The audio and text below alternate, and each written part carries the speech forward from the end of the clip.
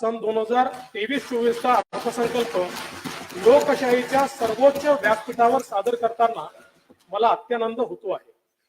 हिंदवी स्वराज्याचे संस्थापक छत्रपती शिवाजी महाराजांच्या शिवसकानुसार शिवराज्याभिषेकाचे हे 350वे वर्ष आहे.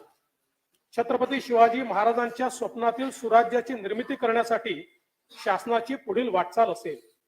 2 ते 9 जून 2023 या कालावधीमध्ये शिवराज्याभिषेक महोत्सव आयोजित करण्यात येणार असून त्याकरता 350 कोटी रुपये एवढा निधी उपलब्ध करून देण्यात येईल. आंबेगाव तालुका हवेली जिल्हा पुणे येथे छत्रपती शिवाजी महाराज संकल्पना उद्यान उभारण्यासाठी 50 कोटी रुपये निधी देण्यात येत आहे. याच धर्तीवर मुंबई, अमरावती, नाशिक, छत्रपती संभाजीनगर आणि नागपूर येथे दृकश्राव्य माध्यम सुविधेसह सार्वजनिक उद्याने विकसित करण्यात येतील. या उद्यानांमध्ये छत्रपती शिवाजी महाराजांची जीवनगाथा प्रदर्शित करण्यात येईल. यासाठी 250 कोटी रुपये निधी देण्यात येईल. छत्रपती शिवाजी महाराजांचे जन्मस्थान किल्ले शिवनेरीवर महाराजांच्या जीवन चरित्रावर संग्रहालय उभारण्यात येईल. शिवकालीन किल्ल्यांच्या संवर्धनाकरता 300 कोटी रुपये निधी उपलब्ध करून देण्यात येईल. भारत विकसित राष्ट्र व्हावे हा माननीय पंतप्रधान महोदयांचा निर्धार असून त्या दृष्टीने 2027 पर्यंत भारताच्या अर्थव्यवस्थेचे आकारमान 5 ट्रिलियन व्हावे हे त्यांचे उद्दिष्ट आहे. त्यात $1 ट्रिलियन वाटा महाराष्ट्राचा असावा असा आमचा संकल्प आहे. यासाठी आर्थिक सल्लागार परिषदेची स्थापना करून त्यात उद्योग क्षेत्रातील प्रमुख व्यक्तींचा समावेश करण्यात आला आहे. राज्याच्या जलद आणि सर्वसमावेशी विकासासाठी नीती आयोगाच्या धर्तीवर महाराष्ट्र इन्स्टिट्यूशन फॉर ट्रान्सफॉर्मेशन मित्र ही संस्था स्थापन करण्यात आली आहे.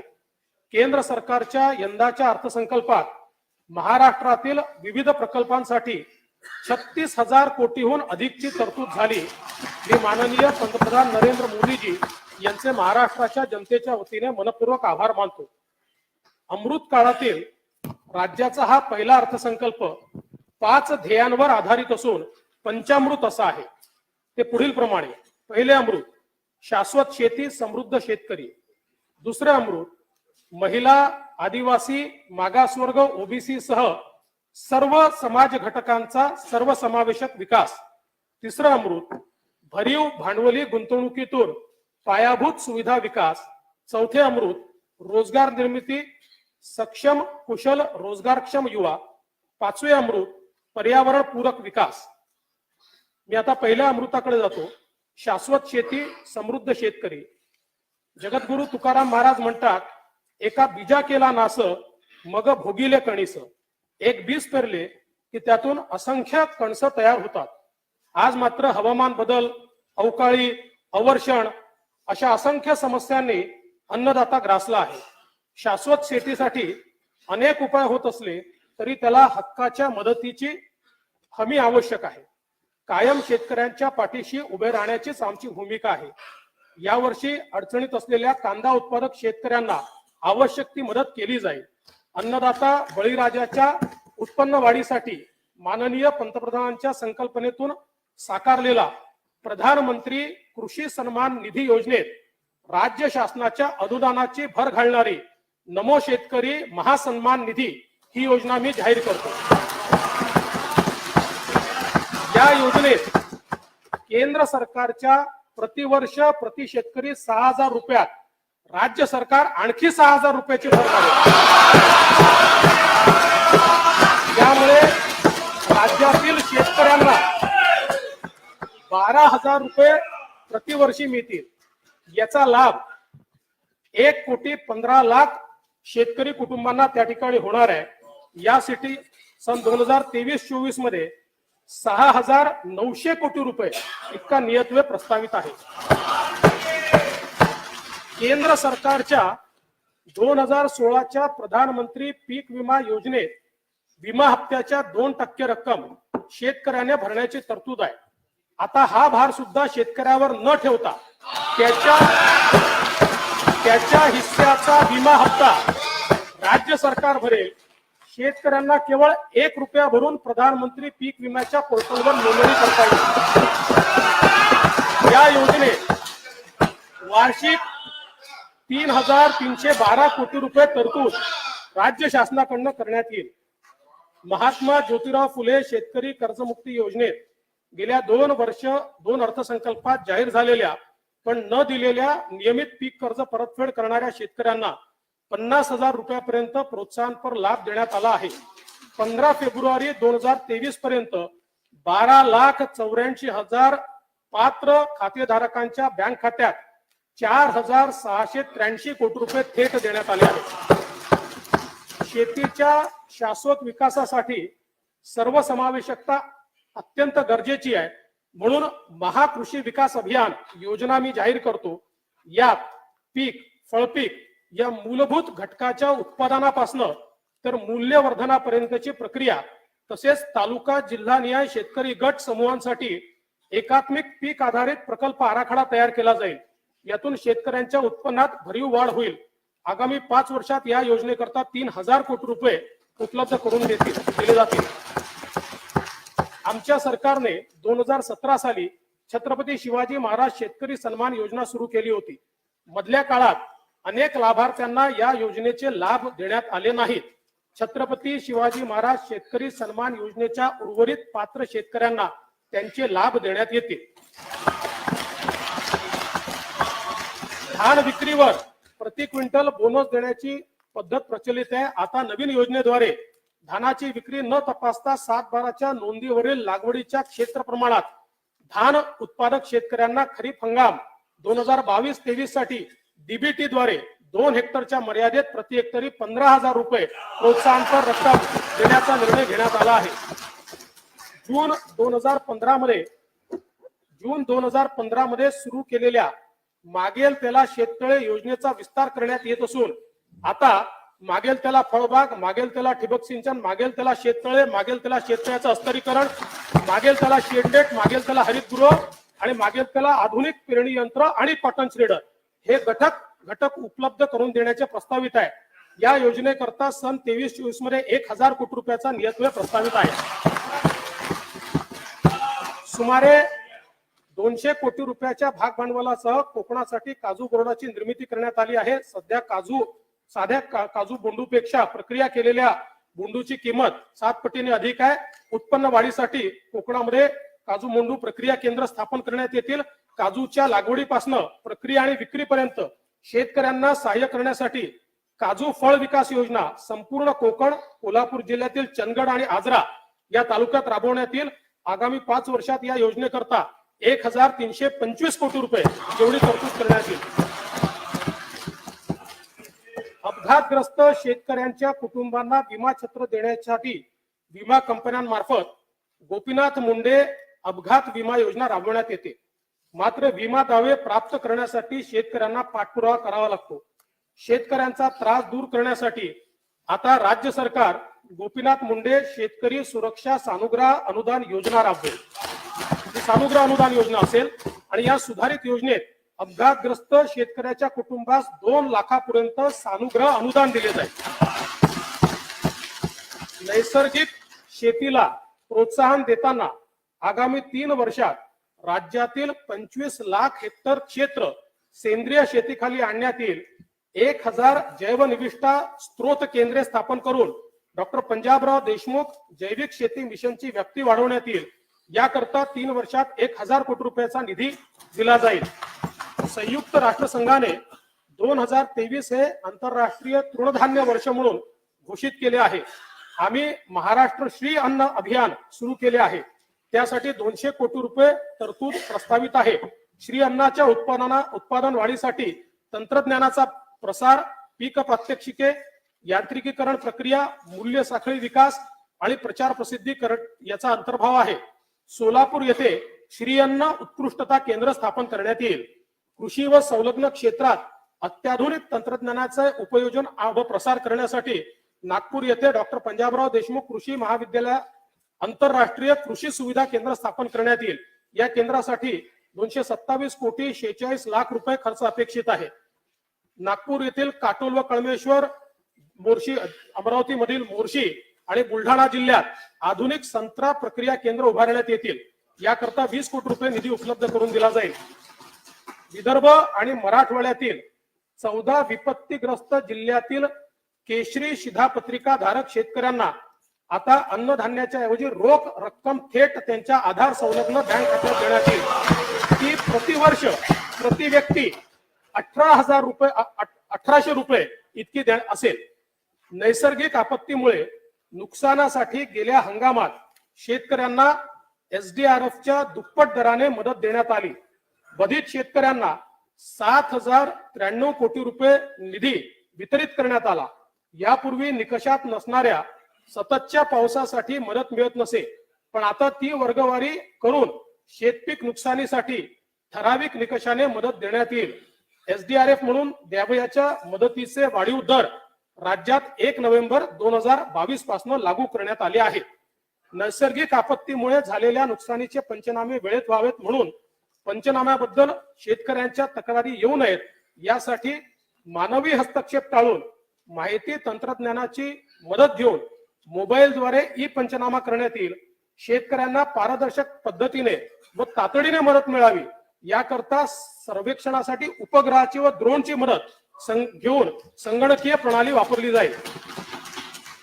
कृषी उत्पन्न बाजार समिती असलेल्या ठिकाणी शेतकरी बांधवांना मुक्कामासाठी राष्ट्रसंत तुकडोजी महाराज शेतकरी भवन बांधण्यात येतील.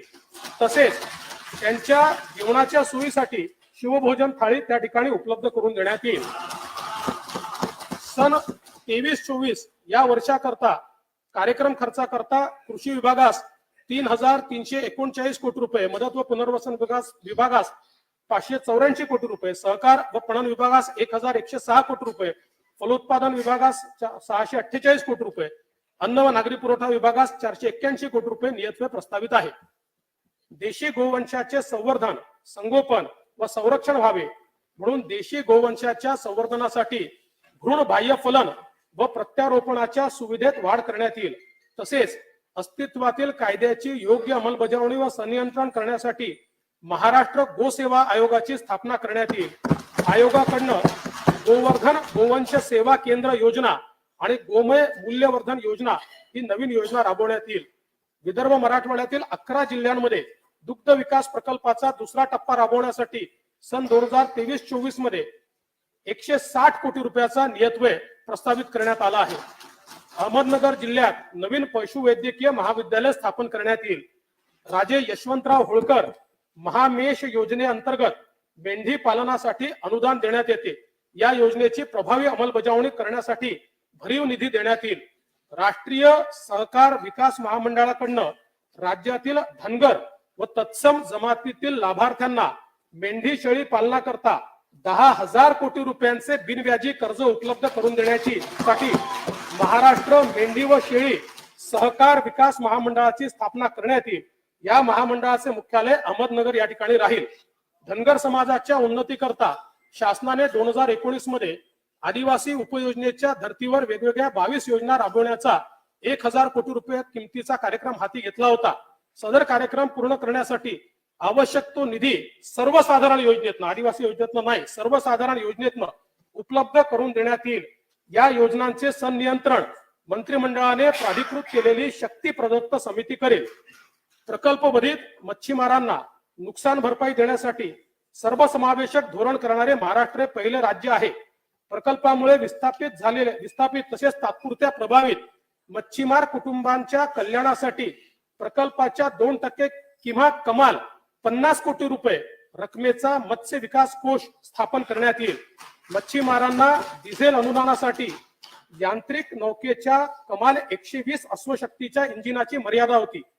ही मर्यादा आता शासनाने काढून टाकली असून त्यामुळे 85,000 अधिकच्या मच्छीमार बांधवांना आता या योजनेचा लाभ मिळेल आणि अनुदानाचा वर्षानुवर्ष असलेला अनुशेष यावरची पूर्णता दूर करण्यात येईल आणि त्याकरता 269 कोटी रुपयाची तरतूद ही प्रस्तावित केलेली आहे. केंद्र शासनाच्या मदतीने या वर्षापासून पारंपरिक मासेमारी करणाऱ्या मच्छीमार बांधवांसाठी 5 लाख रुपये विमा छत्राची योजना सुरू करण्यात येईल. सन 2023-24 या वर्षासाठी कार्यक्रम खर्चाकरिता पशुसंवर्धन, दुग्ध व्यवसाय व मत्स्य व्यवसाय विभागास 508 कोटी रुपये नियतव्यय प्रस्तावित आहे. मुख्यमंत्री सौर कृषी वाहिनी योजनेअंतर्गत खासगी पडीक जमीन ऊर्जा कंपन्यांना भाडेपट्ट्याने उपलब्ध करून देताना त्या वर्षाच्या निर्धारित केलेल्या किमतीच्या 6% किंवा प्रतिवर्ष 75,000 रुपये प्रति हेक्टर यापैकी जी रक्कम जास्त असेल त्या दराने वार्षिक भाडेपट्टा शेतकऱ्यांना देण्यात येईल. शेतकऱ्यांना दिवसा वीज पुरवठा होण्यासाठी आगामी 3 वर्षांमध्ये 30% कृषी वीज वाहिन्यांचे सौर ऊर्जीकरण करण्यात येणार असून सुमारे 9.5 लाख शेतकऱ्यांना याचा लाभ होईल.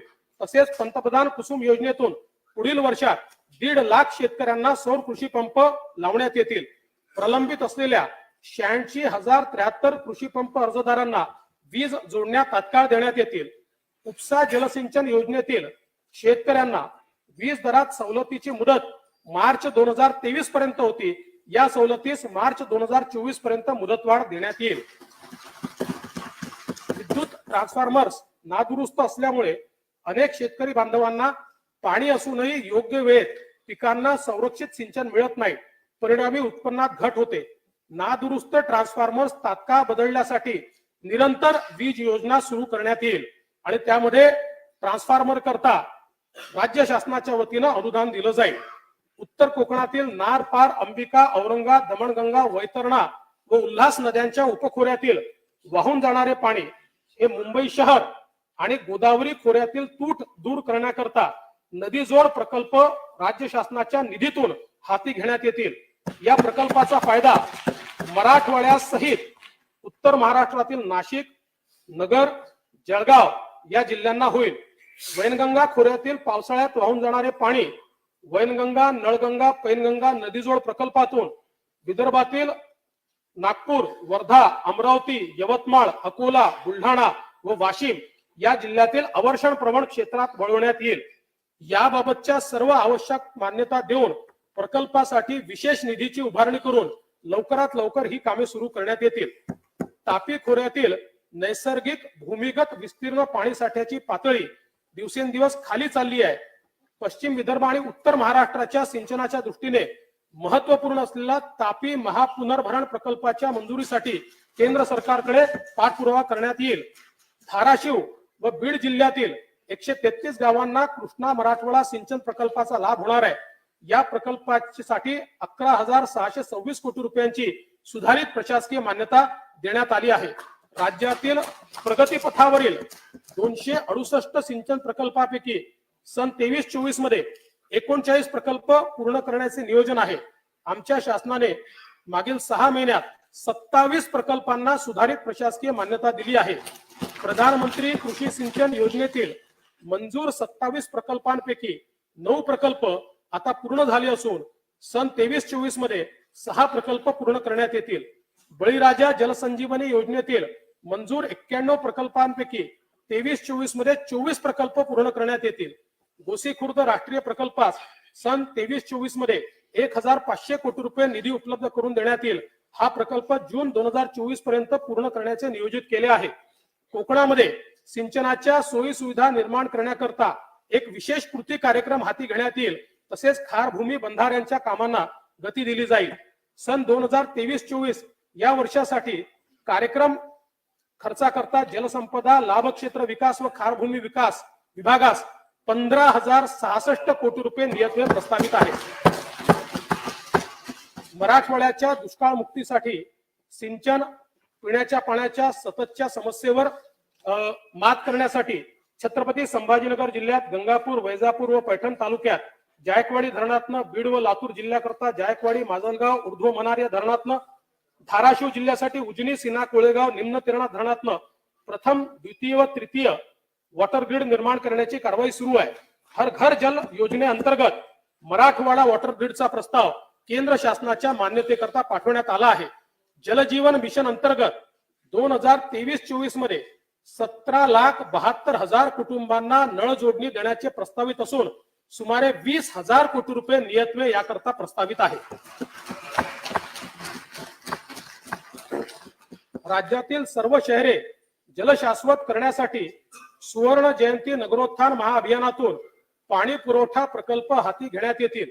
स्वच्छ महाराष्ट्र अभियानातून 1656 MLD क्षमतेचे मलनिस्सारण प्रकल्प, 10,000 किलोमीटर मलजल वाहिनी, 4,55,00,000 मेट्रिक टन साठलेल्या कचऱ्यावर प्रक्रिया करण्याचे प्रकल्प हाती घेण्यात येतील.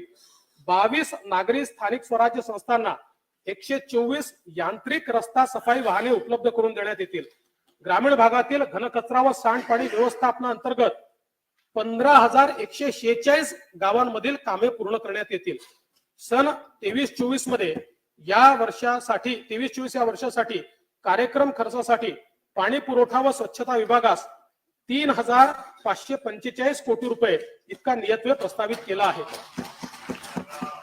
यावर्षी अल निनोच्या परिणामामुळे मान्सूनचा पाऊस सरासरीपेक्षा कमी होण्याची शक्यता वर्तवली जात आहे.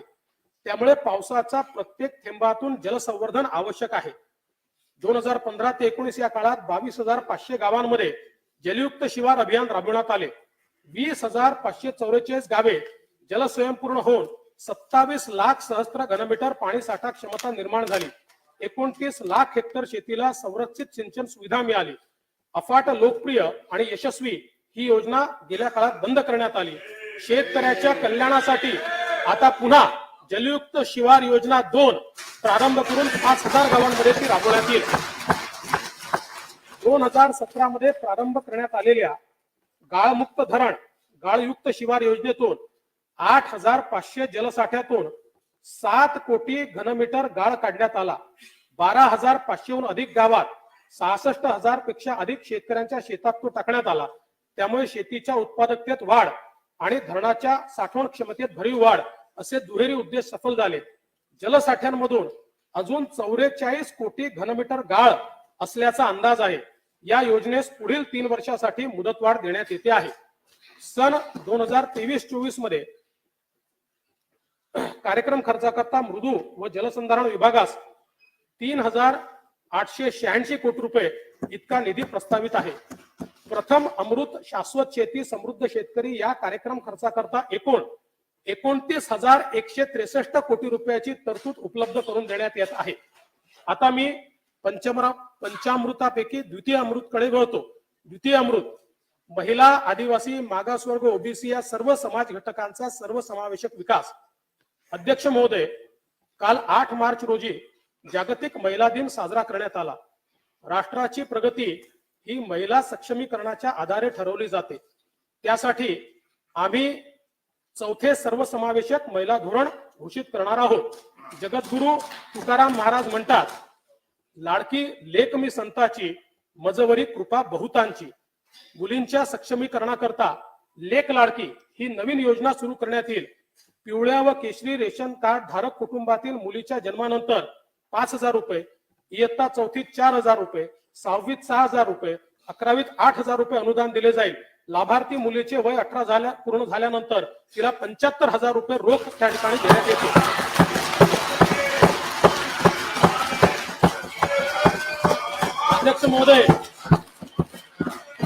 अध्यक्ष महोदय, महिलांना राज्य परिवहन महामंडळाच्या बस प्रवास तिकीट दरात सरसकट 50% सवलत देण्यात येईल. महिला खरेदीदाराला निवासी घटकाच्या खरेदीत मुद्रांक शुल्कामध्ये 1% सवलत देण्यात आली आहे. सध्याच्या अटीनुसार 15 वर्षापर्यंत महिलेला पुरुष खरेदीदारास निवासी घटकाची विक्री करता येत नाही. सदर अट शिथिल करण्यात येईल. तसेच महिलांना अन्य करात सवलतीची घोषणा भाग 2 मध्ये मी करणार आहे. बचत गटांच्या माध्यमातून 37 लाख ग्रामीण महिलांना उपजीविकेची साधने उपलब्ध करून देण्यात आली आहेत. बचत गटांच्या माध्यमातून लातूर जिल्ह्यामध्ये बांबू क्लस्टर, कोल्हापूर जिल्ह्यामध्ये कोल्हापुरी चप्पल क्लस्टर हे विकसित करण्यात येईल. केंद्र शासनाने अर्थसंकल्पात घोषित केल्याप्रमाणे मुंबई येथे युनिटी मॉलची स्थापना करण्यात येईल, ज्यामध्ये बचत गटांना जागा देण्यात येईल. राज्यात सुमारे 81,000 आशा स्वयंसेविका, 3,500 गट प्रवर्तक कार्यरत आहेत. आशा स्वयंसेविकेचे सध्याचे मानधन 3,500 रुपये तर गट प्रवर्तकांचे मानधन 4,700 रुपये आहे. या मासिक मानधनात प्रत्येकी 1,500 रुपये एवढी वाढ करण्यात येत आहे. अंगणवाडी सेविकांचे मानधन 8,325 रुपयावरनं 10,000 रुपये करण्यात येत आहे. मिनी अंगणवाडी सेविकांचे मानधन 5,975 वरनं 7,200 रुपये आणि अंगणवाडी मदतनीसांचे मानधन 4,425 वरनं 5,500 रुपये करण्यात येते आहे. महिलांच्या सुरक्षित आणि सुविधाजनक प्रवास आणि पर्यटनासाठी महिला केंद्रित पर्यटन धोरण तयार करण्यात येईल. देशाच्या सामाजिक आर्थिक प्रगतीशील बदलांमुळे शहरी भागात नोकरी करता अनेक महिला त्यांचे घर सोडून राहतात. अशा नोकरी करणाऱ्या महिलांसाठी केंद्र शासनाच्या मदतीने नवीन 50 वसतिगृहे सुरू करण्यात येतील. सध्या राबविण्यात येत असलेल्या अडचणीत सापडलेल्या महिलांसाठी किंवा लैंगिक शोषणापासून मुक्त केलेल्या महिलांसाठी, कौटुंबिक समस्याग्रस्त महिलांसाठी स्वाधार व उज्ज्वला या 2 योजना एकत्रित करून केंद्र शासनाच्या मदतीने शक्ती सदन ही नवी योजना सुरू करण्यात येईल. या योजनेमध्ये पीडित महिलांना आश्रय, विधी सेवा, आरोग्य सेवा, समुपदेशन इत्यादी सेवा देण्यात येतील. या योजनेअंतर्गत नवीन 50 शक्ती सदन सुरू करण्यात येतील. यात 60% केंद्र सरकार देणार आणि 40% राज्य सरकार देणार. महिलांच्या आरोग्यासाठी माता सुरक्षित तर घर सुरक्षित अभियानाअंतर्गत 4 कोटी महिला व मुलींची आरोग्य तपासणी व औषधोपचार करण्यात येतील. राज्यातील अंगणवाडी, मिनी अंगणवाडी सेविका, मदतनीस यांची रिक्त असलेली सुमारे 20,000 पदे भरण्यात येतील. सन 23-24 वर्षासाठी कार्यक्रम खर्चाकरता महिला व बाल विकास विभागास 2,843 कोटी रुपये नियतव्यय प्रस्तावित आहे. आता मी आरोग्याच्या दृष्टीने अत्यंत महत्वाची घोषणा करतो आहे. महात्मा ज्योतिराव फुले जनारोग्य योजनेत उपचाराची मर्यादा वार्षिक 1.5 लाखावरनं 5 लाख रुपये करण्यात येईल. नवीन 200 रुग्णालयाचा या योजनेत समावेश करण्यात येईल. तसेच मूत्रपिंड प्रत्यारोपण शस्त्रक्रियांच्या दरात 2.5 लाख रुपयावरनं 4 लाख रुपये इतकी वाढ करण्यात येईल. मुंबईमध्ये हिंद हृदय सम्राट स्वर्गीय बाळासाहेब ठाकरे यांच्या नावे आपला दवाखाना उपक्रम आपण सुरू केला. त्याला प्रचंड प्रतिसाद लाभला. तो पाहता आता संपूर्ण राज्यामध्ये हिंद हृदय सम्राट स्वर्गीय बाळासाहेब ठाकरे यांच्या नावे 700 आपला दवाखाना सुरू करण्यात येतील. त्यात विनामूल्य वैद्यकीय चाचण्या, चिकित्सा व उपचार करण्यात येतील.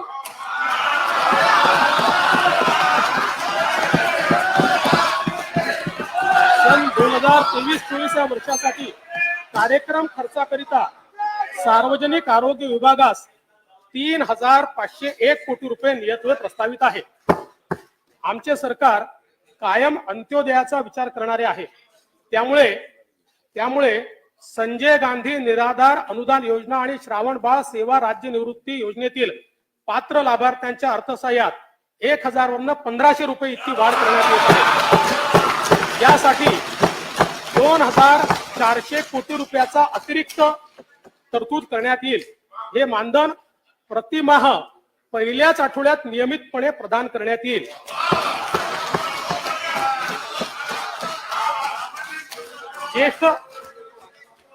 ज्येष्ठ नागरिकांकरता प्रत्येक महानगरपालिका क्षेत्रात विरंगुळा केंद्रे स्थापित करण्यात येतील. ज्येष्ठ नागरिकांसाठी राष्ट्रीय वयोश्री योजनेचा राज्य शासनाकडून विस्तार करून वयोवृद्धांसाठी वैद्यकीय उपकरणे व अन्य सुविधा उपलब्ध करून देण्यात येतील. त्यामुळे लाभार्थ्यांच्या संख्येत मोठ्या प्रमाणात वाढ होईल. राष्ट्रीय अन्न सुरक्षा अधिनियमाखाली लाभार्थी कुटुंबांना दीपावली निमित्त फक्त 100 रुपयात प्रत्येकी 1 किलो रवा, चना डाळ, साखर आणि 1 लिटर खाद्यतेल असा शिधा देण्यात आला. आता गुढीपाडवा डॉक्टर बाबासाहेब आंबेडकर जयंती निमित्त 1,63,00,000 अधिक कुटुंबांना आनंदाचा शिधा वाटप करण्यात येईल. याकरता 473 कोटी रुपये खर्च येईल.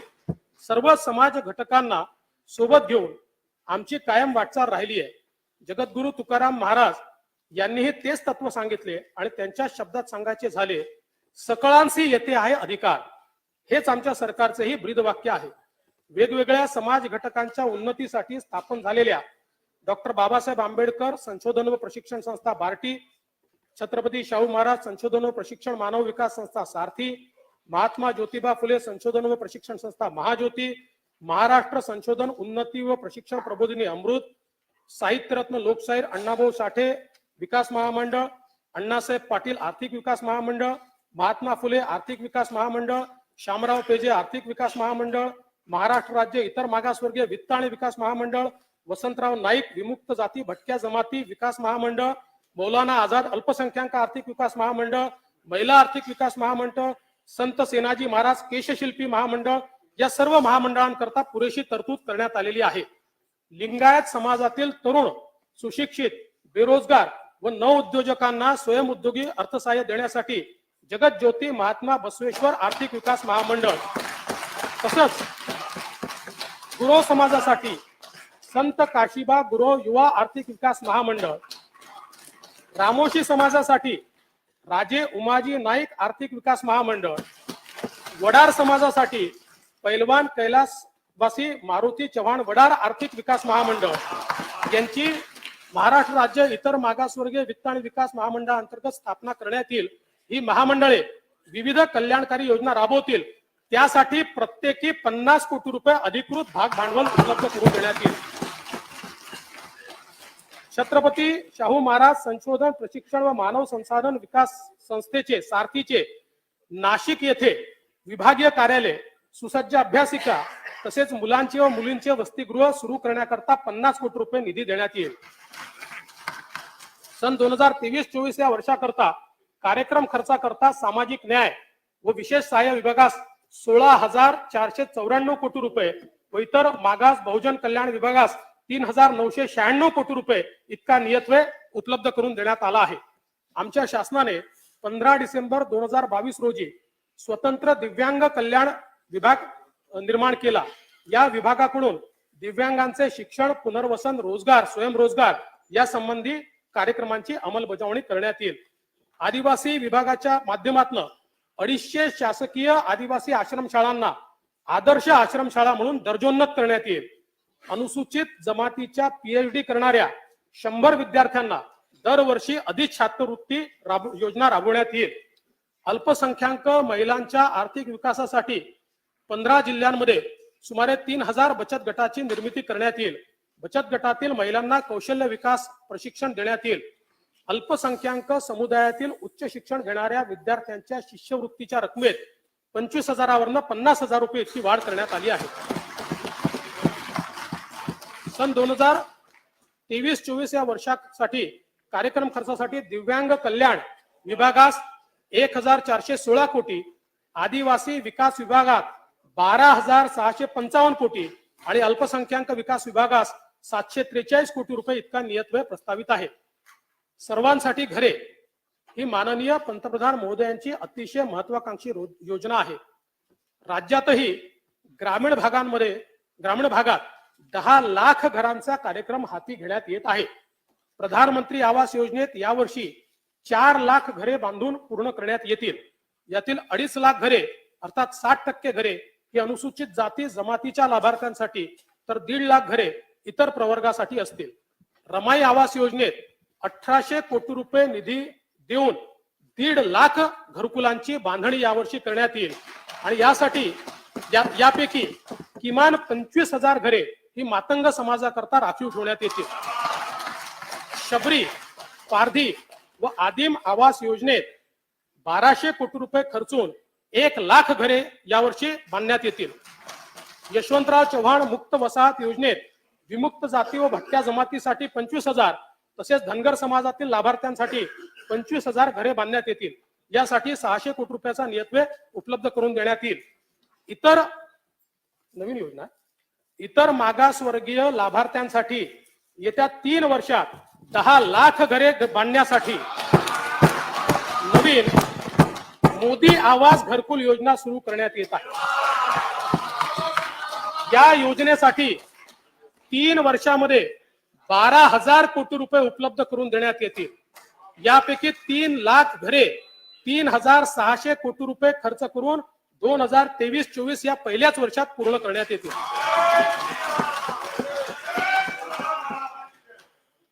असंघटित क्षेत्रातील 3 कोटीहून अधिक कामगारांना सामाजिक सुरक्षा व कल्याणकारी योजनांचा लाभ देण्यासाठी महाराष्ट्र राज्य असंघटित कामगार कल्याण मंडळ स्थापन करण्यात येईल। राज्यातील ऑटो रिक्षा, टॅक्सी चालक व मालकांसाठी कल्याणकारी योजना राबवण्याकरता महाराष्ट्र राज्य ऑटो रिक्षा टॅक्सी चालक मालक कल्याणकारी महामंडळ स्थापन करण्यात येईल। माती कारिगिरीला आधुनिक तंत्रज्ञानाची जोड देऊन रोजगार निर्मितीस चालना देण्याकरता आमच्या शासनाने सन 2018 मध्ये संत शिरोमणी गोरोबा काका महाराष्ट्र मातीकला मंडळाची स्थापना केली होती। याकरता सन 23-24 मध्ये 25 कोटी रुपये नियतव्यय प्रस्तावित आहे। सन 23-24 या वर्षाकरता कार्यक्रम खर्चाकरता गृहनिर्माण विभागास 1232 कोटी आणि कामगार विभागास 156 कोटी इतका नियतव्यय प्रस्तावित आहे। द्वितीय अमृत महिला, आदिवासी, मागासवर्ग, ओबीसी सह सर्व समाज घटकांच्या सर्वसमावेशक विकास या कार्यक्रम खर्चाकरता एकूण 43,036 कोटी रुपयाची तरतूद उपलब्ध करून देण्यात येत आहे। आता मी पंचामृतापैकी तृतीय अमृताकडे वळतो। तृतीय अमृत भरीव भांडवली गुंतवणुकीतून पायाभूत सुविधा विकास। जेव्हा देश 5 ट्रिलियन डॉलर अर्थव्यवस्थेकडे झेप घेतोय तेव्हा महाराष्ट्राने सुद्धा त्यात 1 ट्रिलियन डॉलर अर्थव्यवस्थेचा वाटा उचलण्याचे ठरवले आहे। सन 2028-29 पर्यंत स्थूल देशांतर्गत उत्पन्नात 14.2% 20% इतकी झेप घेण्यासाठी पायाभूत सुविधा निर्मितीवर आमचा भर आहे। यातून राज्याचा समग्र विकास साध्य होणार आहे। हिंदू हृदय सम्राट बाळासाहेब ठाकरे महाराष्ट्र समृद्धी महामार्गाचे 88% काम पूर्ण झाले आहे। यातील नागपूर ते शिर्डी या पहिल्या टप्प्याचे लोकार्पण माननीय पंतप्रधानांच्या हस्ते डिसेंबर 22 मध्ये झाले आहे। फेब्रुवारी 2023 पर्यंत 10 लाख वाहनांनी या मार्गाचा वापर केला आहे। आता या महामार्गाचा विस्तार करून सिंदखेड राजा नोड पासून शेगाव पर्यंत चौपदरी महामार्ग बांधण्यात येईल। वर्धा जिल्ह्यातील पवनार ते सिंधुदुर्ग जिल्ह्यातील पात्रादेवी असा नागपूर गोवा शीघ्र संचार द्रुतगती महामार्ग अर्थात महाराष्ट्र शक्तीपीठ महामार्गाचा तांत्रिक आणि वित्तीय सुसहाय्यता अहवाल तयार होतो आहे। 760 किलोमीटरच्या या महामार्गामुळे माहूर, तुळजापूर, कोल्हापूर, अंबाजोगाई ही शक्तीपीठे जोडली जाणार आहेत।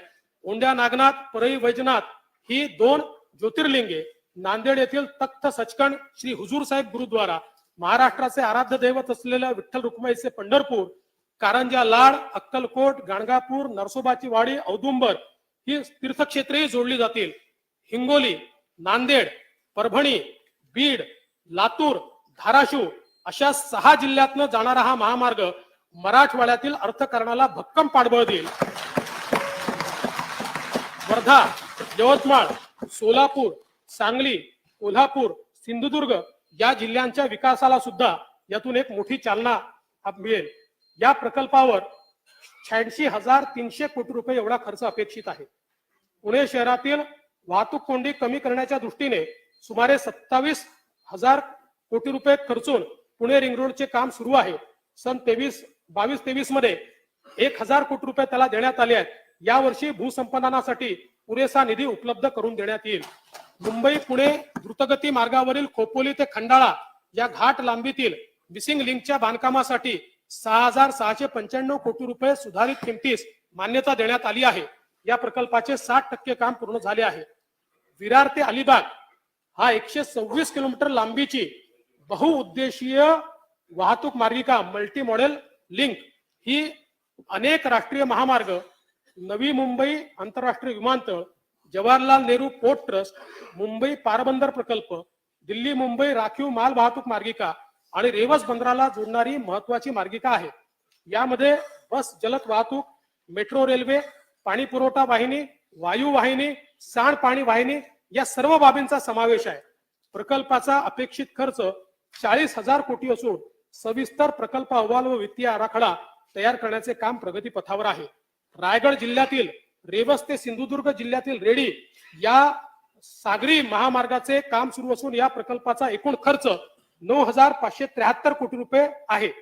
एशियाई विकास बँक प्रकल्प टप्पा 2 मध्ये सुमारे 4000 कोटी रुपयातून 468 किलोमीटर लांबीची कामे, हायब्रिड एन्युटी भाग 2 अंतर्गत 90,000 कोटी रुपयातून 7,500 किलोमीटरच्या रस्ते विकासाची कामे हाती घेतली जातील.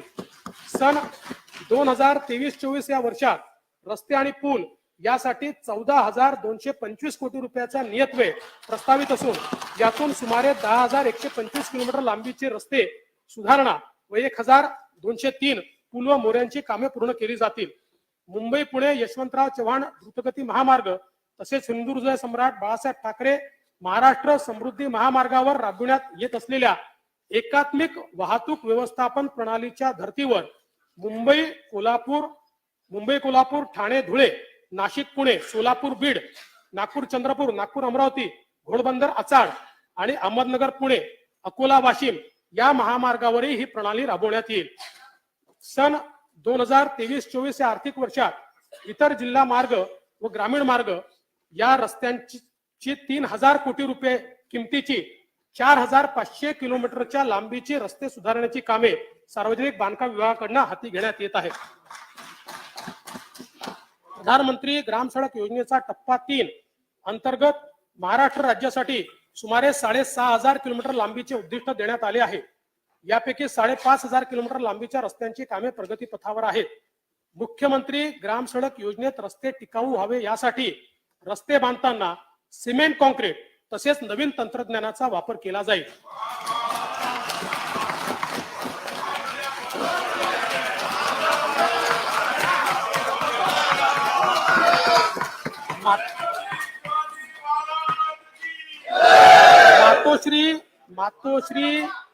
मातोश्री ग्राम समृद्धी पाणंद शेत रस्ते योजनेत सुधारणा करून नवीन योजना सुरू करण्यात येईल. महाराष्ट्र राज्य पायाभूत सुविधा विकास महामंडळाची स्थापना करून विशेष मोहिमेद्वारे दवाखाने, प्राथमिक आरोग्य केंद्रे, शाळा, अंगणवाड्यांची बांधकामे प्राधान्याने करण्यात येतील. सर्व आदिवासी पाडे बारमही रस्त्यांनी जोडण्याकरता नवीन बिरसा मुंडा जोड रस्ते योजना,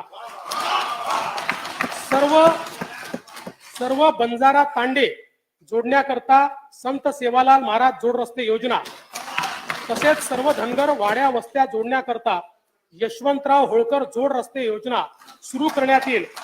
या योजनेकरिता 4,000 कोटी रुपयाची तरतूद करण्यात येईल. राज्यातील सीमावर्ती भागातील गावांमध्ये रस्ते, वीज, पाणी, शिक्षण, आरोग्य व ग्राम विकासाच्या विविध योजना राबवण्याकरता सर्वंकष कार्यक्रम तयार करण्यात येत आहे. सन 2023-24 या वर्षासाठी कार्यक्रम खर्चाकरता सार्वजनिक बांधकाम विभागास 19,491 कोटी रुपये, ग्राम विकास व पंचायती राज विभागास 8,490 कोटी रुपये व नियोजन व रोजगार हमी विभागास 10,297 कोटी रुपये इतका नियतव्यय प्रस्तावित आहे. नागपूर मेट्रोच्या पहिल्या टप्प्यात 40 किलोमीटरचा मार्ग वाहतुकीसाठी खुला करण्यात आला. दुसऱ्या टप्प्यातील विस्तारीकरणाला केंद्र सरकारने मान्यता दिली असून एकूण 43.80 किलोमीटर लांबीच्या प्रकल्पाचे काम 6,708 कोटी रुपये खर्च करून सन 23-24 मध्ये हाती घेण्यात येईल. पुण्यातील हिंजवडी ते शिवाजीनगर मेट्रो रेल्वे या 23 किलोमीटरच्या लांबीच्या प्रकल्पाची अंदाजित किंमत 8,313 कोटी रुपये असून काम प्रगतीपथावर आहे. नवीन मेट्रो प्रकल्प हाती घेण्याचे प्रस्तावित असून ठाणे शहराचा वर्तुळाकार मेट्रो रेल्वे प्रकल्प, नाशिक मेट्रो नियो प्रकल्प, पुणे मेट्रोच्या पिंपरी चिंचवड ते निगडी कॉरिडॉर, स्वारगेट ते कात्रज मेट्रो प्रकल्प केंद्र शासनाच्या मान्यतेला पाठवलेले आहेत. केंद्र शासनाची मान्यता प्राप्त झाल्यानंतर या प्रकल्पाची कामे सुरू करण्यात येतील. केंद्र शासनाच्या अर्थसंकल्पात महाराष्ट्रातील रेल्वे प्रकल्पांसाठी यापूर्वी कधी झाली नाही एवढी 13,539 कोटी रुपयाची भरीव तरतूद करण्यात आली आहे. याबद्दल मी माननीय पंतप्रधान महोदयांचे राज्यातील जनतेच्या वतीने आभार मानतो. राज्याच्या ग्रामीण विशेषतः अविकसित भागात रेल्वे प्रकल्प गतीने पूर्ण करण्याचा शासनाचा मानस असून यापूर्वी बंद करण्यात आलेला 50% राज्य हिस्सा देण्याचे धोरण हे या राज्य शासनाने स्वीकारले आहे. अहमदनगर, बीड, परळी, बैजनाथ, वर्धा, यवतमाळ, नांदेड, वडसा, देसाईगंज, गडचिरोली, नागपूर, नागबीड या मार्गाची कामे विविध टप्प्यात असून केंद्र सरकारने कल्याण मुरबाड या नवीन रेल्वे मार्गाला मान्यता दिली आहे. नाशिक पुणे या सेमी हायस्पीड रेल्वे प्रकल्पाला निधी उपलब्ध करून देण्यात येईल. सोलापूर, तुळजापूर, धाराशिव या 84 किलोमीटर नवीन ब्रॉडगेज मार्गासाठी राज्य हिस्सा म्हणून 452 कोटी रुपये देण्यात येतील. त्याचप्रमाणे नांदेड, बिदर, फलटण, पंढरपूर आणि खामगाव, जालना तसेच वरोरा, चिमूर, कांपा या 4 नवीन रेल्वे प्रकल्पांसाठी सुद्धा 50% राज्य हिस्सा प्रदान केला जाईल. राज्यात सुमारे 2500 रेल्वे फाटके आहेत. सेतुबंधन कार्यक्रमाअंतर्गत उड्डाणपूल, भुयारी मार्ग बांधण्यात येतील. सध्या 100 कामे होत असून 2023 पर्यंत 25 उड्डाणपूल सुरू होतील. 23-24 मध्ये आणखी 25 उड्डाणपूल सुरू करण्यात येतील. महाराष्ट्र राज्य मार्ग परिवहन महामंडळाच्या 100 बसस्थानकांच्या आधुनिकीकरण, दर्जावाढ आणि पुनर्बांधणी करता सुमारे 400 कोटी रुपये रकमेची कामे हाती घेण्यात येतील. शिर्डी विमानतळ येथे 527 कोटी रुपये खर्चून नवीन प्रवासी टर्मिनल उभारण्यात येईल. छत्रपती संभाजीनगर विमानतळाच्या भूसंपादनासाठी 734 कोटी रुपये निधी देण्यात येईल. नागपूर आंतरराष्ट्रीय विमानतळाचा विस्तार तसेच पुणे येथील पुरंदर येथील नवीन आंतरराष्ट्रीय विमानतळाचे नियोजन सुरू आहे. नागपुरातील मिहान प्रकल्पासाठी 100 कोटी रुपये निधी देण्यात येईल. अमरावतीतील बेलोरा आणि अकोल्यातील शिवणी येथे विमानतळाच्या विकासाची कामे हाती घेण्यात येत आहेत. आमचे आदर्श महामानव भारतरत्न डॉक्टर बाबासाहेब आंबेडकर यांच्या दादर, मुंबई येथील स्मारकाचे काम एप्रिल 2025 पर्यंत पूर्ण करण्यात येईल. या कामासाठी 349 कोटी रुपये निधी शासनाने उपलब्ध करून दिला असून उर्वरित 741 कोटी रुपये निधी उपलब्ध करून देण्यात येईल. शिवाजी पार्क दादर येथील हिंदू हृदय सम्राट बाळासाहेब ठाकरे यांच्या स्मारकाच्या पहिल्या टप्प्याचे काम मे 2023 अखेर पूर्णत्वास जाईल. यासाठी राज्य शासनाकडून 351 कोटी रुपये उपलब्ध करून देण्यात येतील.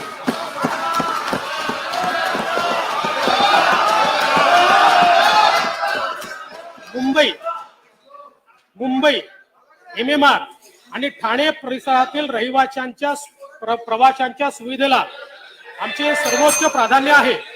त्यामुळे 337 किलोमीटर लांबीचे मेट्रो जाळे विकसित करण्यात येत असून 46 किलोमीटरचा मार्ग वाहतुकीस खुला झाला आहे. सन 23-24 मध्ये आणखी 50 किलोमीटर मार्ग खुला होईल.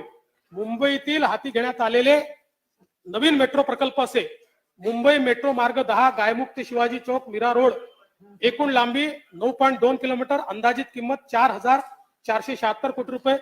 मुंबई मेट्रो मार्ग 11 वडाळा ते छत्रपती शिवाजी महाराज टर्मिनस, एकूण लांबी 12.77 किलोमीटर, अंदाजित किंमत 8,739 कोटी रुपये.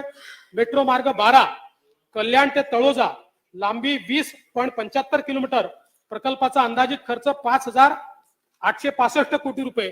हे प्रकल्प लवकरच पूर्ण करण्यात येतील. मुंबईच्या सुशोभीकरणाकरता 1,729 कोटी रुपयाचे अंदाजित खर्चाची नागरी सेवा सुविधा सुधारण्याची 820 कामे हाती घेतली आहेत. 121 कामे पूर्ण झाली असून उर्वरित कामे प्रगती पथावर आहे.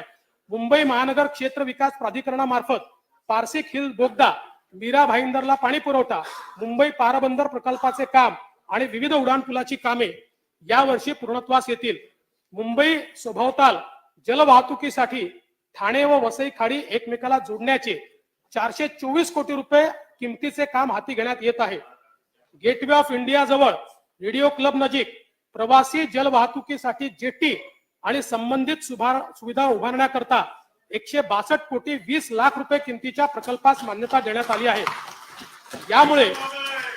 त्यामुळे दक्षिण मुंबईहून कल्याण, डोंबिवली, ठाणे, वसई खाडी, नवी मुंबई अशी जलमार्गाने प्रवासी वाहतूक शक्य होणार आहे. सन 2023-24 या वर्षाकरता कार्यक्रम खर्चासाठी नगर विकास विभागास 9,725 कोटी रुपये, परिवहन व बंदरे विभागास 3,746 कोटी आणि सामान्य प्रशासन विभागास 1,310 कोटी रुपये इतका नियतव्यय प्रस्तावित आहे. तृतीय अमृत भरीव भांडवली गुंतवणुकीतून पायाभूत सुविधा विकास यासाठी कार्यक्रम खर्चाकरता एकूण 53,058 कोटी रुपये 55 लाख रुपयांची तरतूद करण्यात आली आहे. आता मी पंचामृतापैकी चतुर्थ अमृताकडे वळतो. चतुर्थ अमृत, रोजगार निर्मिती, सक्षम कुशल रोजगारक्षम युवा. महाराष्ट्राचे नवीन लॉजिस्टिक धोरण तयार करण्यात येत आहे. भारताचे मध्यवर्ती केंद्र असलेल्या दळणवळणाच्या दृष्टीने संपूर्ण भारतातील वाहतुकीचे मध्यवर्ती ठिकाण असणाऱ्या नागपूर येथे 1000 एकर जमिनीवर लॉजिस्टिक हब तयार करण्याचा शासनाचा मानस आहे. केंद्र शासनाच्या रिड्यूस, रियूज, रिसायकल या तत्वावर आधारित सर्क्युलर इकॉनॉमी पॉलिसीला अपेक्षित उद्योग उभे राहावेत याकरता विशिष्ट क्षेत्र तयार करून राज्यात मुंबई महानगर प्रदेश, नागपूर, पुणे, छत्रपती संभाजीनगर, नाशिक आणि रत्नागिरी या 6 ठिकाणी सर्क्युलर इकॉनॉमी पार्क उभारण्याचा शासनाचा मानस आहे. वस्त्रोद्योग व खनिकर्म क्षेत्राला चालना देण्याकरता सन 2023-24 मध्ये शासन नवीन धोरण जाहीर करेल. औद्योगिक क्षेत्रातील गुंतवणुकीसाठी स्थानिक पातळीवर तसेच डावोस येथे 1,50,000 कोटी रुपयांपेक्षा अधिक रकमेचे गुंतवणुकीचे सामंजस्य करार केले आहेत. सन 23-24 या आर्थिक वर्षात 1,00,000 कोटी रुपयांपेक्षा जास्त थेट परकीय गुंतवणूक प्राप्त होईल, ज्यातून मोठ्या प्रमाणात रोजगार निर्मिती होईल. स्टार्टअप सुरू करण्याकरता आवश्यक प्रशिक्षणासाठी कळंबोली, नवी मुंबई येथे निवासी प्रशिक्षण व संशोधन संस्था उभारण्याचा शासनाचा मानस आहे. राज्य शासनाकडून जेम्स अँड ज्वेलरी संदर्भात नवीन धोरण तयार करण्यात येत आहे. नवी मुंबई येथे भव्य जेम्स अँड ज्वेलरी पार्क उभारण्यात येत आहे. प्रयोगशाळेत तयार होणारे हिरे, रत्ने व आभूषणाच्या उद्योगांना विशेष प्रोत्साहन देण्यात येईल. महाराष्ट्र राज्य खादी व ग्रामोद्योग मंडळाने मधाचे गाव ही नाविन्यपूर्ण संकल्पना विकसित केली आहे. बांगर तालुका महाबळेश्वर हे गाव मधाचे गाव म्हणून प्रसिद्ध झाले आहे. गावातील लोकांना कायमचा रोजगार मिळाला असून मधमाशी संवर्धन झाले आहे. हा उपक्रम राज्यातील इतर जिल्ह्यातही राबवण्यात येईल. सन 2023-24 या वर्षासाठी कार्यक्रम खर्चाकरता उद्योग विभागास 934 कोटी आणि वस्त्रोद्योग विभागास 708 कोटी रुपये इतका नियतव्यय देण्यात आला आहे. आजच्या आधुनिक काळात कौशल्य विकास हा रोजगाराचा आत्मा आहे. जगद्गुरु तुकाराम महाराज म्हणतात, असाध्य ते साध्य करिता सायास, कारण अभ्यास तुका म्हणे. डिसेंबर 2022 अखेर 317 रोजगार मेळाव्यातून 29,870 उमेदवारांची निवड झाली. राजभवन येथे आयोजित कार्यक्रमात 1,25,000 उमेदवारांना रोजगार देण्यासाठी उद्योजकांशी सामंजस्य करार करण्यात आले. प्रधानमंत्री कौशल्य विकास योजनेत 8.85 लाखाहून अधिक तरुणांनी प्रशिक्षण पूर्ण केले. 2.81 लाखाहून अधिक शेतकऱ्यांना गटशेती व व्यावसायिकांच्या नोकरीसाठी प्रशिक्षित प्रमाणित केले आणि यातूनच 300 शेतकरी उत्पादक गटांची स्थापना करण्यात आली. गावाकडून शहरांकडे होणारे स्थलांतर थांबावे व स्थानिक पातळीवर रोजगार व स्वयंरोजगाराकरता प्रायोगिक तत्वावर 500 ग्रामपंचायतीमध्ये कौशल्य विकास कार्यक्रम सुरू करण्यात येईल. लहान मुलांमध्ये कौशल्य शिक्षणाची आवड निर्माण व्हावी म्हणून महानगरपालिका आणि जिल्हा परिषद शाळांमध्ये कौशल्य प्रशिक्षण वर्ग सुरू करण्यात येतील. शैक्षणिक वर्ष 2023-24 पासून मुंबईतील 200 शाळांमध्ये या प्रशिक्षणाची सुरुवात करण्यात येईल. कौशल्य वर्धनाद्वारे युवकांना रोजगारक्षम बनवण्याकरता पुढील 3 वर्षात 2,307 कोटी रुपयाची अतिरिक्त गुंतवणूक करून राज्यातील 500 औद्योगिक प्रशिक्षण संस्थांची दर्जावाढ करण्यात येईल. तसेच 75 औद्योगिक प्रशिक्षण संस्थांचे आधुनिकीकरण करण्याकरता 610 कोटी रुपयाचा प्रकल्प हा राबवण्यात येईल. 1 नोव्हेंबर 2022 रोजी महाराष्ट्र राज्य कौशल्य विद्यापीठाचे उद्घाटन करण्यात आले. विद्यापीठात BBA in retail management, MBA in innovation and new venture, cyber सुरक्षा यासारखे शैक्षणिक कार्यक्रम सुरू आहेत. सन 2023-24 या वर्षाकरता कार्यक्रम खर्चाकरता कौशल्य, रोजगार, उद्योजकता व नाविन्यता विकास विभागास 738 कोटी रुपये नियतव्यय प्रस्तावित आहे. शालेय शिक्षण, उच्च शिक्षण, तंत्र शिक्षण, आदिवासी विकास विभाग, सामाजिक न्याय विभाग, दिव्यांग कल्याण विभाग, महिला व बाल विकास विभाग तसेच इतर मागास व बहुजन कल्याण विभागाच्या माध्यमातून अंगणवाडी ते उच्च शिक्षणासाठी 1,0866 कोटी रुपये गुंतवणूक करण्यात आली आहे. शिक्षणाचे महत्व लक्षात घेऊन या गुंतवणुकीत वाढ करून 2023-24 मध्ये 1,11,285 कोटी रुपये एवढा नियतव्यय प्रस्तावित केला आहे. म्हणजे सगळे मिळून शिक्षणावर आपण काय खर्च करतो हे याच्यातून आपल्या लक्षात येईल. पगार तर मुख्य आहे त्याच्यात. भारतीय स्वातंत्र्याच्या अमृत महोत्सवी वर्षाचे औचित्य साधून शासनाच्या नियंत्रणाखालील आस्थापनांमध्ये रिक्त असलेली 75,000 पदे भरण्याची मोहीम आमच्या शासनाने हाती घेतली आहे. शिष्यवृत्तीच्या रकमेत 5वी ते 7वी करता 1,000 रुपयावरनं 5,000 रुपये आणि 8वी ते 10वी करता 1,500 रुपयावरनं 7,500 रुपये प्रतिवर्ष प्रति विद्यार्थी वाढ करण्यात येत आहे. राज्यामध्ये स्थानिक स्वराज्य संस्थांच्या शाळांमध्ये शिक्षण घेणाऱ्या इयत्ता 8वी पर्यंतच्या सर्व प्रवर्गाच्या विद्यार्थ्यांना शासनाकडून गणवेश वितरण करण्यात येईल.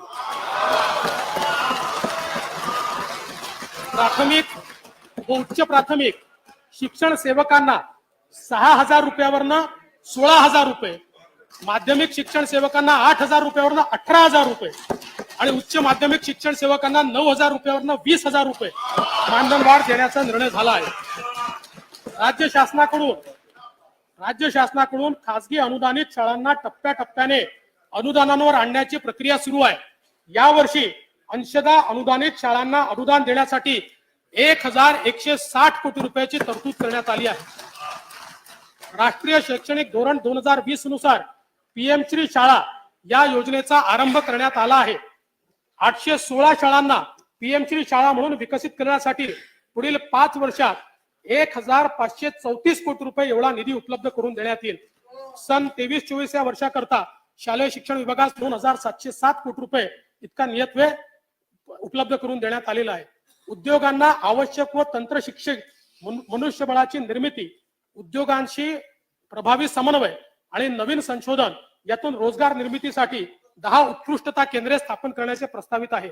राज्यात नामांकित शिक्षण संस्थांना विशेष अनुदान देण्यासाठी सन 23-24 आर्थिक वर्षात 500 कोटी रुपये उपलब्ध करून देण्यात येतील.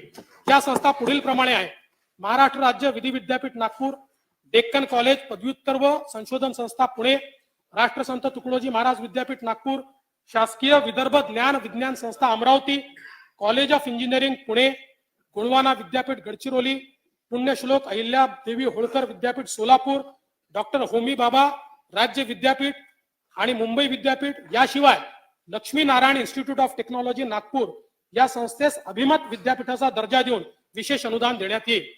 सन 2023-24 या वर्षाकरता कार्यक्रम खर्चाकरता उच्च व तंत्र शिक्षण विभागास 1,920 कोटी रुपयाचा नियतव्यय उपलब्ध करून देण्यात आला आहे. राज्यामध्ये 14 शासकीय वैद्यकीय महाविद्यालयांची बांधकामे करण्यात येणार असून यात सातारा, अलिबाग, सिंधुदुर्ग, धाराशिव, परभणी, अमरावती, भंडारा, जळगाव, रत्नागिरी, गडचिरोली, वर्धा, बुलढाणा, पालघर आणि ठाणे जिल्ह्यातील अंबरनाथ या 14ही वैद्यकीय महाविद्यालयांचं काम यावर्षी सुरू करण्याचा प्रयत्न करण्यात येणार आहे.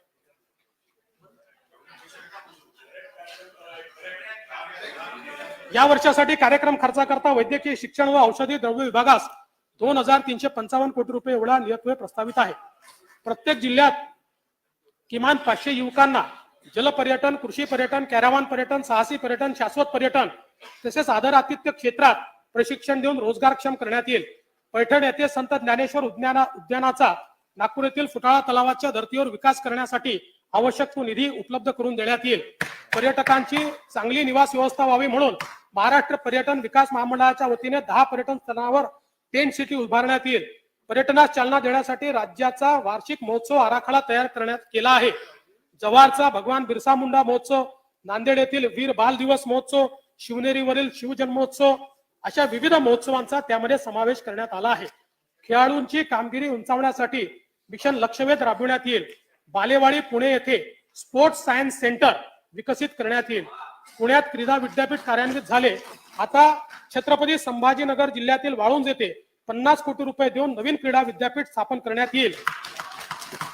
हनुमान व्यायाम प्रसारक मंडळ अमरावती या क्रीडा क्षेत्रातील नामांकित संस्थेस अभिमत क्रीडा विद्यापीठाचा दर्जा देऊन अनुदान देण्यात येईल. विभागीय क्रीडा संकुल नागपूर येथील कामांकरता 100 कोटी रुपये निधी उपलब्ध करून देण्यात येईल. सन 23-24 या वर्षाकरता कार्यक्रम खर्चाकरता क्रीडा विभागास 491 कोटी व पर्यटन विभागास 1,805 कोटी रुपये एवढा नियतव्यय प्रस्तावित आहे. चतुर्थ अमृत रोजगार निर्मिती सक्षम कुशल रोजगारक्षम युवा यासाठी कार्यक्रम खर्चाकरता 11,658 कोटी रुपयाची तरतूद उपलब्ध करून देण्यात येत आहे. यानंतर मी पंचामृतापैकी पंचम अमृताकडे वळतो. पंचम अमृत, पंचामृत असं आहे, मला सावधानतेने बोलावं लागतं कारण अमृताकडे वळतो म्हटल्यावर तुम्ही काहीतरी भलताच अर्थ काढायचा.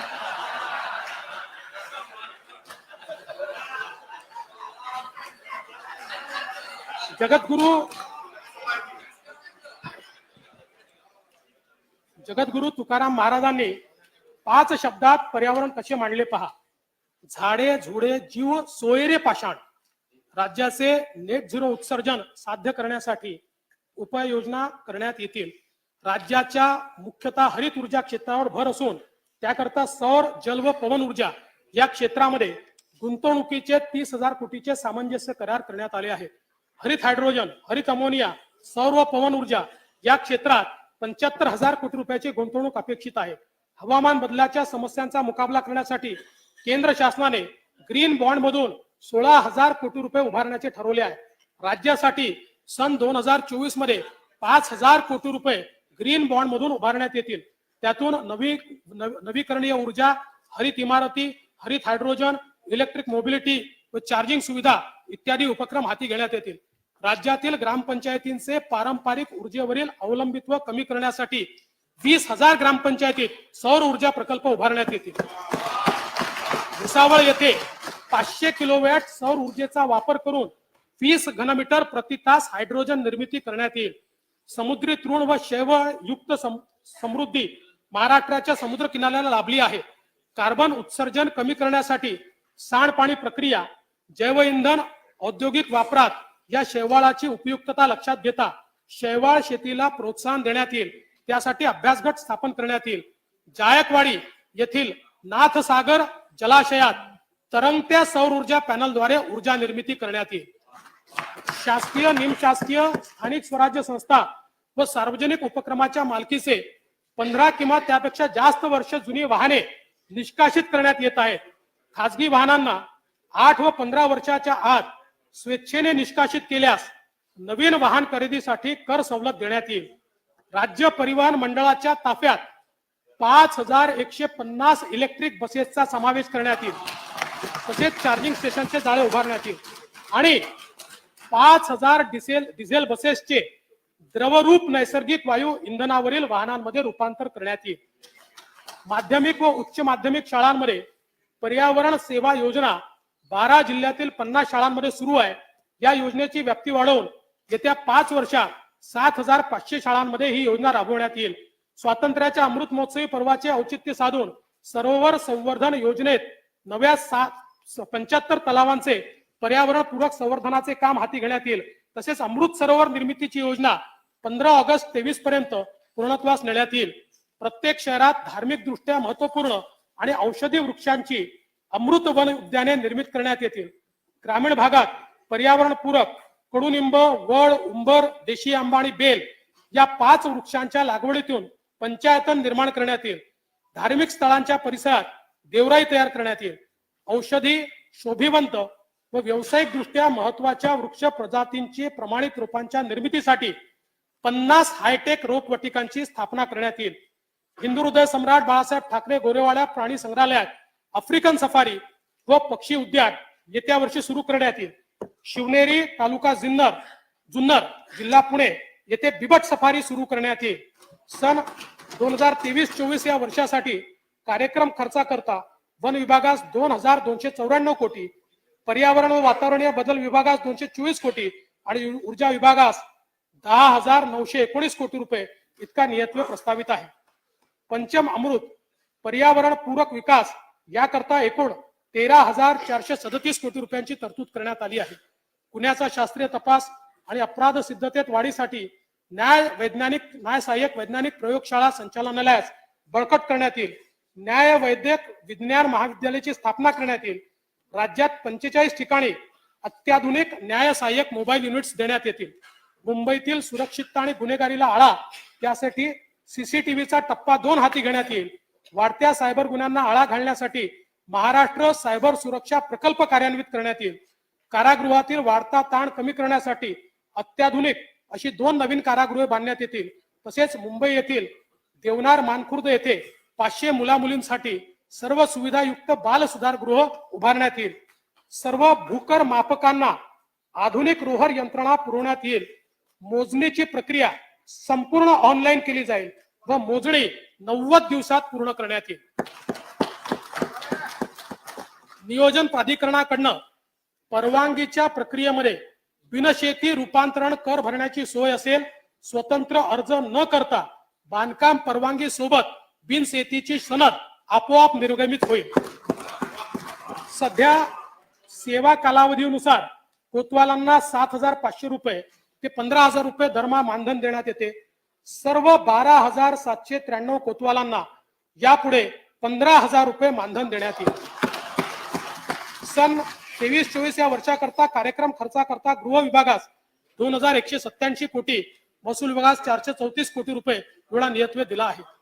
वाशिम जिल्ह्यातील पोहरादेवी येथे संत सेवालाल महाराज यांचे स्मारक हे बंजारा समाजाचे तीर्थक्षेत्र आहे. पोहरादेवी व उमरी तीर्थक्षेत्राच्या सुमारे 500 कोटी रुपये रकमेच्या विकास आराखड्यातील कामे पुरेसा निधी उपलब्ध करून पूर्ण करण्यात येतील. सह्याद्री पर्वतात स्थित, हे आपल्याकरता महत्वाचं आहे, सगळ्यांना संदेश आहे. सह्याद्री पर्वतात स्थित थेट शिवशंकराशी संबंधित असलेल्या भीमा नदीच्या तीरी अत्यंत प्राचीन आणि जागृत असलेल्या तसेच शिवपुराणात वर्णिलेल्या पुणे जिल्ह्यातील भीमाशंकर ज्योतिर्लिंगासह त्र्यंबकेश्वर जिल्हा नाशिक, कृष्णेश्वर जिल्हा छत्रपती संभाजीनगर, औंढ्या नागनाथ जिल्हा हिंगोली, वैजनाथ जिल्हा बीड या महाराष्ट्रातील 5ही ज्योतिर्लिंग तीर्थक्षेत्र परिसर विकासाची कामे हाती घेण्यात येतील. राज्यातील प्राचीन मंदिराच्या जतन संवर्धनाची कामे हाती घेण्यात येतील. यासाठी 300 कोटी रुपये तरतूद प्रस्तावित केली आहे.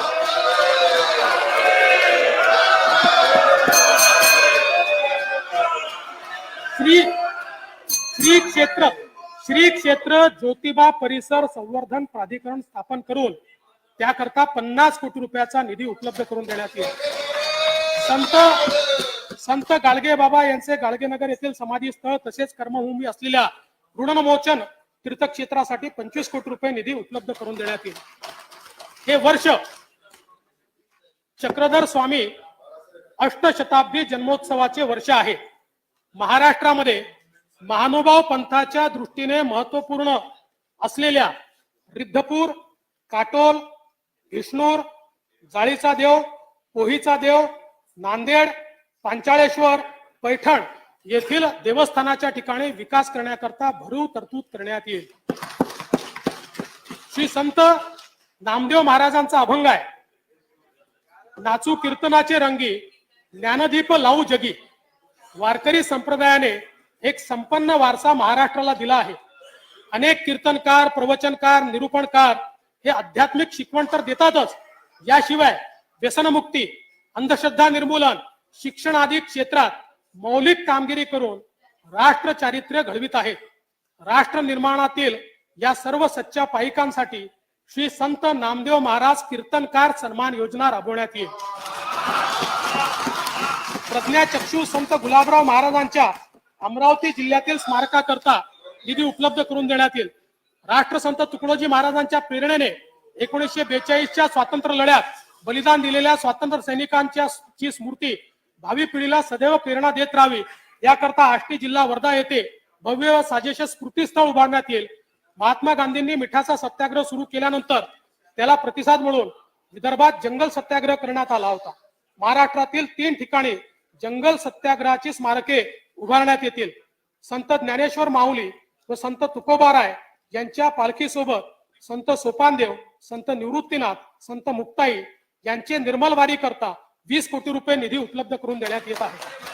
बीड जिल्ह्यातील गहिनीनाथ गडाच्या संवर्धन व विकासासाठी 25 कोटी रुपये निधीची तरतूद करण्यात येईल. छत्रपती संभाजीनगर जिल्ह्यातील म्हैसमाळ, वेरूळ, खुलताबाद, सुलीभंजन विकास आराखड्यास आवश्यक निधी उपलब्ध करून देण्यात येईल. त्याला मागे दिलाय, तो थोडा रोखला होता, तो तुम्ही रोखला होता, म्हणजे आम्ही देऊ पुढे.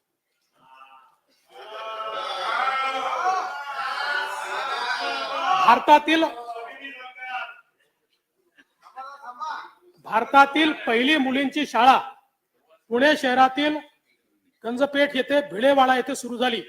या जागेवर ज्ञानज्योती सावित्रीबाई फुले राष्ट्रीय स्मारक निर्माण करण्यासाठी 50 कोटी रुपयाचा निधी ठेवण्यात आलेला आहे.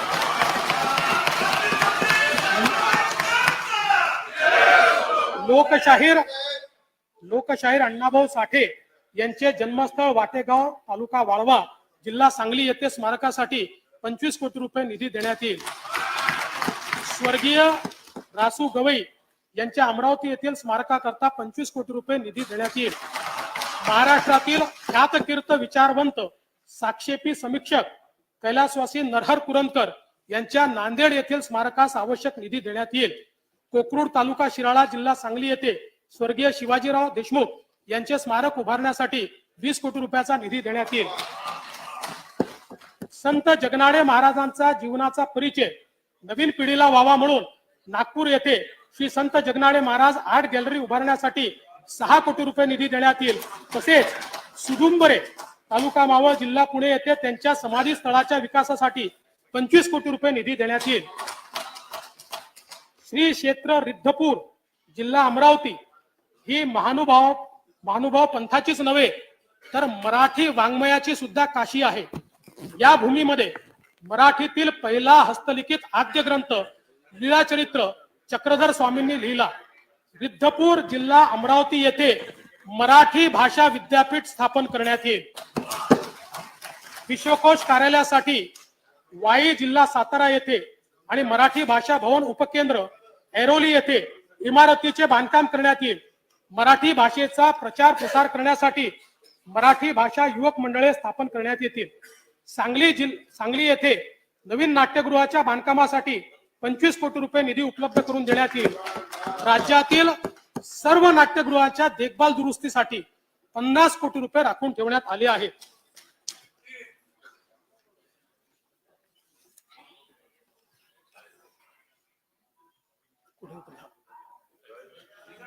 दादासाहेब फाळके चित्रनगरी गोरेगाव, मुंबई व कोल्हापूर चित्रनगरीमध्ये आंतरराष्ट्रीय दर्जाच्या आधुनिक सोयी सुविधायुक्त स्टुडिओ लॅबची निर्मिती 115 कोटी रुपये करण्यात येईल. त्यासाठी 115 कोटी रुपये नियतव्यय प्रस्तावित आहे. कलाकार व कला प्रकार यांची अद्यावत माहिती लुप्त होत चाललेल्या कला प्रकारांचे जतन व संवर्धन यासाठी महाराष्ट्र कलाकार कल्याण मंडळाची स्थापना करण्यात येईल. नागपूर येथील विदर्भ साहित्य संघाच्या शताब्दी निमित्त 10 कोटी रुपये निधी देण्यात येईल. मराठवाडा मुक्ती संग्राम अमृत महोत्सवी वर्षानिमित्त विविध कार्यक्रम आयोजित करण्यात येत आहेत. त्यासाठी करता पुरेसा निधी उपलब्ध करून देण्यात आलेला आहे. तुम्हाला माहिती पुरेसा दादा तुमच्याच बजेट मधलं शिकलो कसं लिहायचं. स्वर्गीय शंकरराव चव्हाण सुवर्ण महोत्सवी पत्रकार कल्याण निधी 50 कोटी रुपये इतका आता करण्यात आलेला आहे. सन 2023-24 या वर्षाकरता कार्यक्रम खर्चाकरता वित्त विभागास 190 कोटी, सांस्कृतिक कार्य विभागास 1085 कोटी, मराठी भाषा विभागास 65 कोटी, विधी व न्याय विभागास 694 कोटी, माहिती व तंत्रज्ञान विभागास 1342 कोटी, तर महाराष्ट्र विधानमंडळ सचिवालयास 500 कोटी रुपये नियतव्यय प्रस्तावित आहे. आता मला चिठ्ठी अशी आली की मी 2 पॅराग्राफ विसरलोय वाचायचे.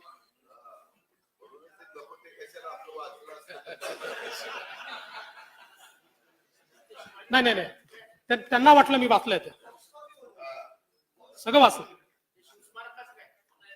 करणार ना.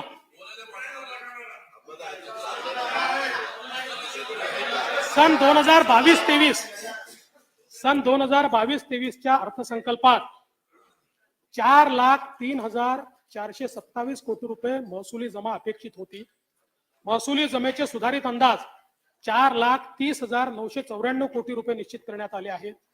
सन 2022-23च्या एकूण खर्चाचे अर्थसंकल्पीय अंदाज 4,95,404 कोटी रुपये व सुधारित अंदाज 5,28,285 कोटी रुपये असून आपत्तीच्या काळात राज्यातील जनतेला केलेली भरीव मदत इत्यादी कारणांमुळे 22-23 या वर्षाच्या खर्चाच्या सुधारित अंदाजात वाढ झाली आहे. सन 2023-24 या आर्थिक वर्षात जिल्हा वार्षिक योजनेअंतर्गत 15,150 कोटी रुपयांची भरीव तरतूद करण्यात आली आहे. मागील वर्षीच्या तुलनेत ही तरतूद 1,810 कोटी रुपयांनी जास्त आहे. सन 2023-24 मध्ये कार्यक्रम खर्चाची रक्कम 1,72,000 कोटी रुपये निश्चित करण्यात आली होती। त्यामध्ये अनुसूचित जाती उपयोजनेच्या 13,820 कोटी रुपये तर आदिवासी विकास उपयोजनेचे 12,655 कोटी रुपये नियत व्ययाचा समावेश आहे। सन 2023-24च्या अर्थसंकल्पामध्ये एकूण खर्चासाठी 5,47,450 कोटी रुपयाची तरतूद केली आहे। सन 2023-24च्या अर्थसंकल्पामध्ये महसुली जमा 4,49,522 कोटी रुपये, महसुली खर्च 4,65,645 कोटी रुपये अंदाजित केला आहे। परिणामी 16,122 कोटी रुपये महसुली तूट येत आहे। राजकोषीय सुधारणांमध्ये राज्य नेहमीच अग्रेसर राहिला आहे। राजकोषीय उत्तरदायित्व वित्तीय व्यवस्थापन कायद्यानुसार राज्याची महसुली तूट ही सातत्याने स्थूल राज्य उत्पन्नाच्या 1% पेक्षा कमी राहिली आहे आणि राजकोषीय तूट स्थूल राज्य उत्पन्नाच्या 3% पेक्षा कमी ठेवण्यास शासन यशस्वी ठरले आहे। 23-24 मध्ये राजकोषीय तूट 95,500 कोटी 80 लाख रुपये एवढी असेल। यंदाच्या अर्थसंकल्पाचे वैशिष्ट्य म्हणजे हा जनभागीदारी असलेला अर्थसंकल्प आहे। मी राज्यातील जनतेकडून त्यांच्या मनातील अर्थसंकल्पाविषयीच्या सूचना मागवल्या होत्या। मला सांगायला आनंद वाटतो की 7 दिवसात सुमारे 40,000 सूचना प्राप्त झाल्या। या सर्व सहभागींचे मी मनापासून आभार मानतो। सर्व सूचना काळजीपूर्वक तपासून त्यातील काही अर्थसंकल्पात समाविष्ट केल्या आहेत। यानंतर मी अर्थसंकल्पाच्या भाग 2 कडे वळतो आणि पाणी पितो।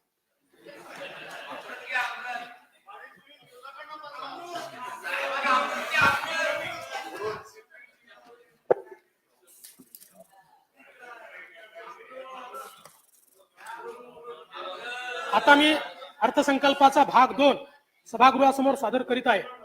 सन 2022-23 या आर्थिक वर्षासाठी राज्याचा स्वतःचा कर महसुलाचा सुधारित अंदाज रुपये 2,75,786 कोटी रुपये इतका आहे। यामध्ये वस्तू व सेवा कर, मूल्यवर्धित कर, मुद्रांक शुल्क व नोंदणी फी, राज्य उत्पादन शुल्क या करांचा वाटा 2,43,411 कोटी रुपये आहे। सन 2023-24 या आर्थिक वर्षासाठी राज्याच्या स्वतःच्या कर महसुलाचे अर्थसंकल्पीय उद्दिष्ट रुपये 2,98,181 कोटी एवढे निश्चित करण्यात आले आहे। राज्य शासनातर्फे प्रस्तावित असलेल्या विविध आर्थिक उपयोजनांमुळे हे उद्दिष्ट पूर्ण होईल याची मला खात्री आहे। महिला सक्षमीकरण, करदात्यांना सवलती आणि शासनाच्या महसुलात वृद्धी होऊनच अर्थव्यवस्थेला चालना देण्यासाठी मी पुढील प्रस्ताव सादर करीत आहे। नोकरी करणाऱ्या महिलांना सध्या मासिक 10,000 रुपयापेक्षा अधिक वेतन असल्यास व्यवसाय कर भरावा लागतो।